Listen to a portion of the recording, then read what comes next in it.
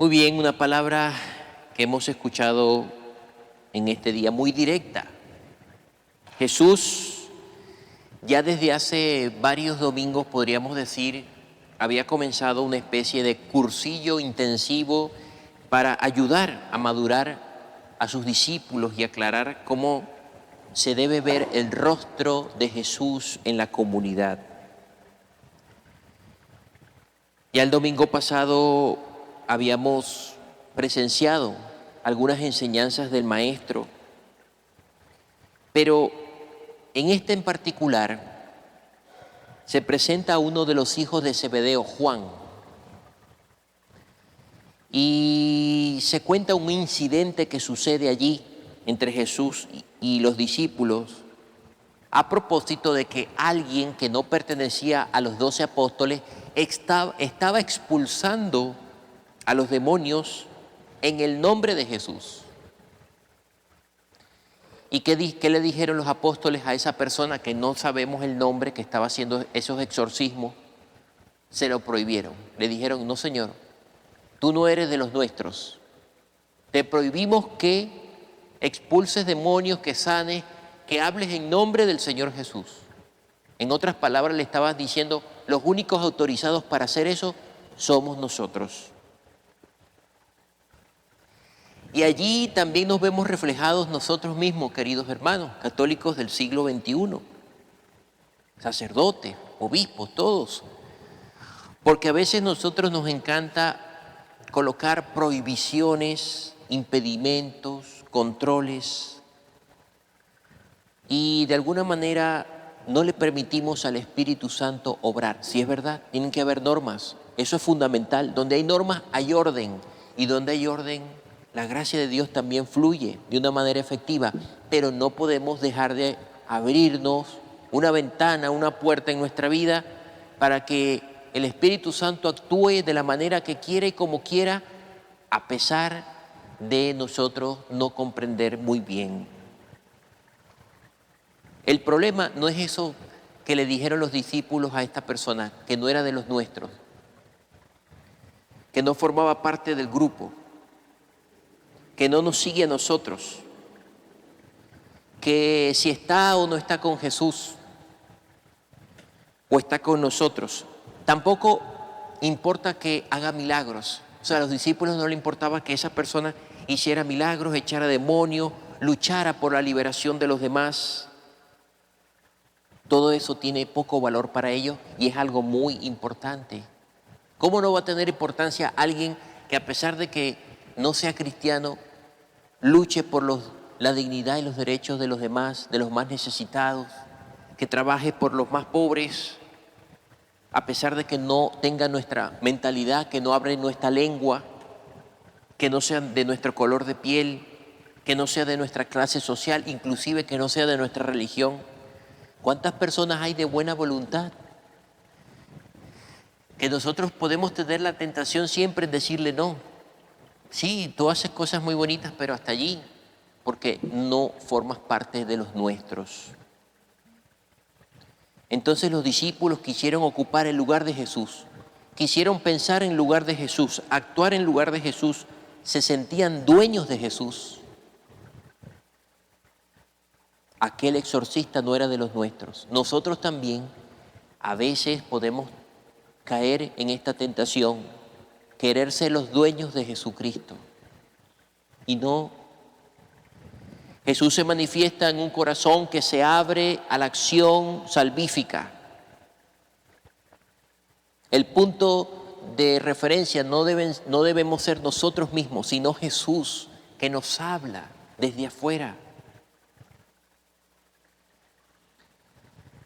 Y podemos caer en esa tentación de ser una comunidad o nosotros mismos ser personas intolerantes, sectarias, que solamente nos preocupamos por nosotros para que se expanda lo que creemos y que tengamos éxito a los ojos del mundo. Juan, este hijo de Zebedeo que le dice al Señor, no es de los nuestros, personifica en cierto modo, mis queridos hermanos, esta actitud natural de que nos preocupamos por conquistar adeptos y reforzar nuestro grupo eclesial. ignorando, rechazando a los demás. No parece preocuparle la salud de la gente, sino su prestigio social.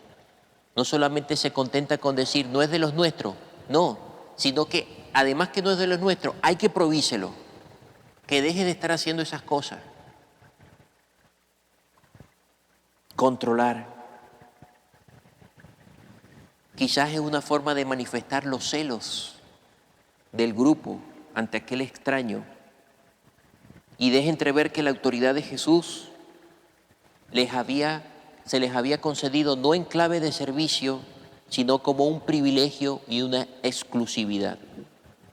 Nosotros sí podemos pensar que somos privilegiados, claro que sí, porque estamos aquí adorando al Señor en la Eucaristía, escuchando su palabra, pero eso no nos da derecho a creernos dueños, exclusivos de la verdad, del amor, de la paz, porque son valores universales.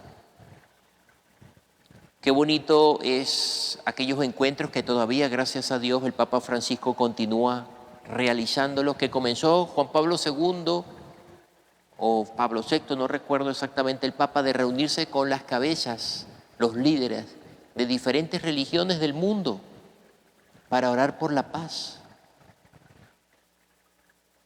Muchos santos, entre ellos San Justino, un padre de la iglesia de los primeros siglos, decía: las semillas del Evangelio, las semillas del Verbo también están esparcidas por otros lugares.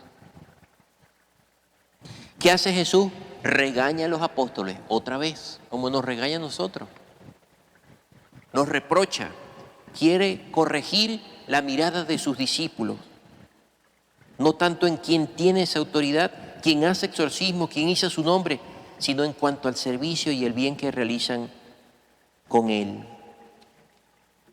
Lo primero y más importante, mis queridos hermanos, no es que crezca el pequeño grupo, sino que la salvación de Dios llegue a todo ser humano. ¿Queremos que todos los hombres se salven? Sí. Tenemos que estar abiertos a que el Espíritu Santo sopla cuando quiere y donde quiere. Lo primero es liberar al ser humano de lo que lo destruye y lo hace desdichado. Lo primero no es si tiene permiso, si está bautizado, si es creyente, si practica, si su vida está conforme a las prescripciones religiosas. Lo primero debe ser que haga el bien, que haga el bien. Por supuesto, nosotros como bautizados quisiéramos que todos también se bautizaran y recibieran el cuerpo de Cristo, pero no todos nacen para ser cristianos, así de sencillo. Una falsa interpretación del mensaje de Jesús nos ha conducido a veces a identificar el reino de Dios con la iglesia. El reino de Dios es la iglesia, no exclusivamente. ¿No? El reino de Dios se realizaría dentro de la iglesia, claro que sí. Crece dentro de la iglesia. Se extiende en la medida en que crece y se extiende la iglesia. Pero es solo una parte del reino de Dios. El reino de Dios va mucho más allá.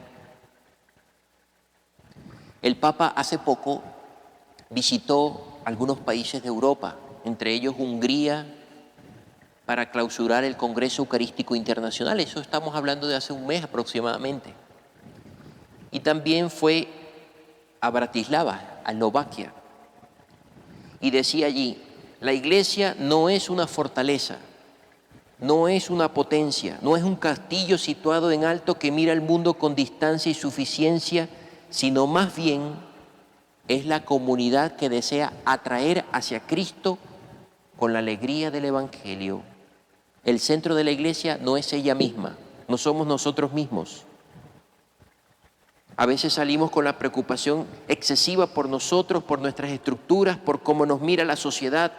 Dice el Papa: adentrémonos en cambio en la vida real de la gente. A las nuevas generaciones no les atrae una propuesta de fe que no les deje su libertad interior. No les atrae una iglesia en la que sea necesario que todos piensen del mismo modo y obedezcan ciegamente. Hay que interpretar bien estas palabras del Papa. No es que el Papa está diciendo hagan lo que quieran, piensan lo que quieran, no, repito, porque para eso está la iglesia, para conducirnos. sino que presentarle al mundo, especialmente a los jóvenes, la iglesia como un camino de salvación, un camino donde la alegría del Espíritu y del Evangelio siempre debe estar presentes. Y estas cosas, queridos hermanos, nos ocurren con demasiada frecuencia. A veces nosotros podemos actuar como un partido político. Si no es de los nuestros, lo rechazamos. Y si es de los nuestros, le abrimos todas las puertas. Lo mismo ocurre en el ámbito religioso. Si no es de nuestro grupo, si no es de nuestro movimiento, si no es de nuestra parroquia, si no es de los nuestros, mejor no arrimarse ni mezclarse. Le pedimos perdón al Señor como iglesia. ¿Cuántas veces hemos hecho eso? Cuando hemos sido víctimas y victimarios. Una vez recuerdo, llegué a una zona de mi país lejana, a mi ciudad natal, y una persona estaba allí de una parroquia, no sé de cuál. Dice: padre, ¿y usted tiene tal grupo de apostolado en su parroquia, allá de donde es usted? Y yo le dije: no. Y la persona me miró extraño y como que se decepcionó. Y yo le dije: no, señor, yo no tengo ningún grupo de apostolado en mi parroquia porque yo no estoy en la parroquia, yo estoy en el seminario como formador. Ah, padre, disculpe. Si no hubiese sido por eso, a lo mejor no me hubiese tratado igual. Tenía que ser de su grupo de apostolado. No puede ser. Lo mismo nos puede ocurrir a nosotros. Tenemos la verdad, tenemos la correcta interpretación del Evangelio. Hay que decir una cosa muy importante. El Papa Benedicto en el año 2000, recuerdo que promulgó un documento, estando el Papa Juan Pablo II vivo, que se llamaba Dominus Jesus, en ocasión del jubileo del año 2000. Allí el Papa Benedicto, gran Papa, ¿verdad?, de este siglo, nos decía, en nombre de la Iglesia, que la plenitud de la revelación estaba contenida en la Iglesia Católica. La plenitud de la revelación. Muchas religiones, muchos líderes de otras religiones alzaron la voz y reclamaron que por qué la Iglesia Católica decía eso. Es verdad. Nosotros tenemos la plenitud de la revelación en el Hijo de Dios, en Jesucristo. A eso no podemos renunciar nosotros. Pero no por eso, que es otra cosa, no por eso debemos creer que somos exclusivos o privilegiados o que fuera de la iglesia no hay salvación, como se pensaba en los primeros siglos. Fuera de la iglesia no hay salvación. Extra ecclesia nulla salus, se decía en latín. No. Y el grupo de Jesús, nosotros somos los que estamos llamados a tender puentes, a crear comunión, a saber apreciar el bien, venga de donde venga, a sumar fuerzas, queridos hermanos, a estar alegres de la riqueza de los diferentes y pretender uniformar, silenciar, excluir. De hecho, católico significa tener un espíritu universal, descubrir lo valioso en los otros, siempre en búsqueda de la verdad. Por eso, ay del que escandalice, dice el Señor hoy. Ay del que escandalice a uno de estos pequeños con el mal ejemplo. Eso es como ponerle una trampa al espíritu. Es algo que hace tropezar a los demás. ¿Cuántos de nosotros a lo mejor hemos sido víctimas de algún escándalo? O, peor, ¿cuántos de nosotros hemos propiciado el escándalo de los demás? Hemos hecho tropezar a los demás. La iglesia en el año 2000 también pedía perdón por eso. El Papa Juan Pablo hacía un mea culpa. Jesús habla hoy de la mano. Si la mano te es ocasión de pecado, córtatela. Si tu pie es ocasión de pecado, córtatelo. Si tu ojo es ocasión de pecado, sácatelo. Imagínense ustedes.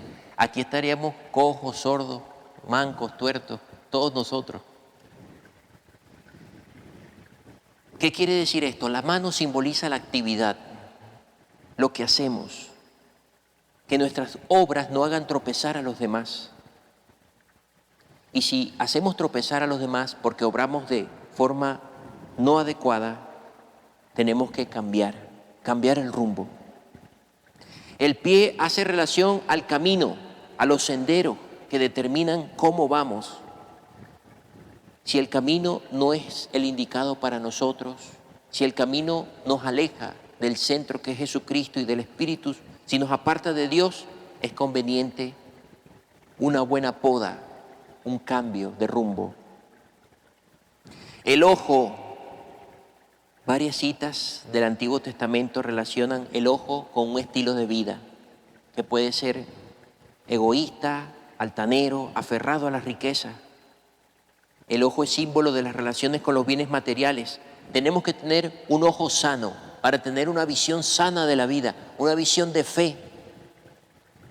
Y si no, pidámosle al Señor que limpie nuestra visión, que purifique nuestra intención, mis queridos hermanos.